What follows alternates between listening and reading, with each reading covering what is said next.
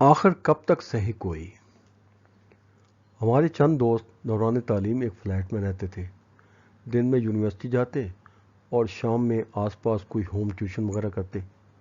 یوں ان کی بہت سے لوگوں سے جان پہچان اور کچھ سے دوستی بھی ہو گئی۔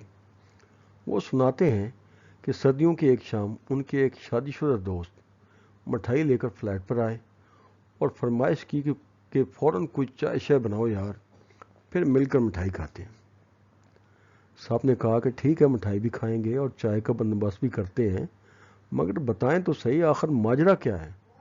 کیا اللہ نے بیٹا دیا ہے یا کوئی پرائز بانڈ نکل آیا؟ وہ کہتے بے تکلفی سے رضائی میں گھستے ہوئے بولے، ذرا صبر تو کرو یار، اصل میں 2 دن پہلے میری ساس کا انتقال ہو گیا تھا۔ بس دوستوں مجھ سے رہا نہیں گیا تو سوئم کے بعد سیدھا ادھر ہی آ گیا۔ ہم سب نے مٹھائی چھوڑی اور سب باجماعت اس کے پیچھے پڑ گئے۔ انسانیت بھی کوئی چیز ہوتی ہے یار، کسی سے 100 اختلافات صحیح، مگر یوں اس کی موت پر جشن منانا بھلا کہاں کی شرافت ہے؟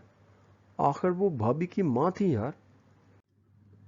اس پر بڑی مشکل سے اس نے ہمیں چپ کرایا اور کہنے لگا، سنو دانشورو، تم لوگ جانتے ہو نا کہ میری شادی کو تقریباً 3 سال ہو چکے۔ الحمدللہ اچھی نوکری ہے، شہر میں الگ رہائش ہے، اللہ نے اولاد کی نعمت سے نوازا، مگر میرے گھر میں ہمیشہ مسائل رہے۔ ہم میاں بیوی میں کبھی ہم آہنگی نہیں رہی، اور اس میں بڑا کردار میری خوش دامن صاحبہ کا تھا۔ سچی بات یہ ہے کہ وہ ایک پڑھی لکھی باسلیقہ خاتون تھی اور میں نے ہمیشہ ان کی عزت کی اور بڑی خاطر تواضع کرتا رہا، مگر ٹھیک ہے یار، لیکن ہم نے اسے ٹوکنے کی ناکام کوشش کی۔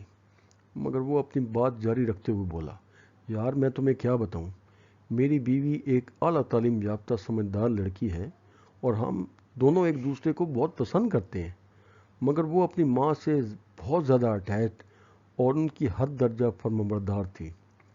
یار میری ساس کی 24/7 کونسلنگ اور بے جا مداخلت نے ہماری زندگی کو جہنم بنا رکھا تھا۔ پھر وہ خیالوں میں جھانکتے ہوئے بولا، مجھے اچھی طرح یاد ہے وہ چند ہفتے ہمارا گھر بھی جنت جیسا لگتا تھا جب مرحومہ حج کرنے اللہ کے گھر گئی ہوں تھی۔ اس لیے یارو مجھے پورا یقین ہے کہ ان کے ہمیشہ کے لیے اللہ پاک کے پاس جانے سے ہمارے اچھے دن ضرور لوٹ کے آئیں گے۔ اور وہ ہمیں چپ کراتے ہوئے بولا، انشاءاللہ ان کی روح کو بھی چین نصیب ہوگا۔ ہم سب کے منہ سے بے ساختہ نکلا، انشاءاللہ۔ آپ کی توجہ اور قیمتی لمحات صرف کرنے کا بہت شکریہ۔ اس طرح کی مزید تحریروں کے لیے ہمارے چینل کو سبسکرائب کریں۔ شکریہ۔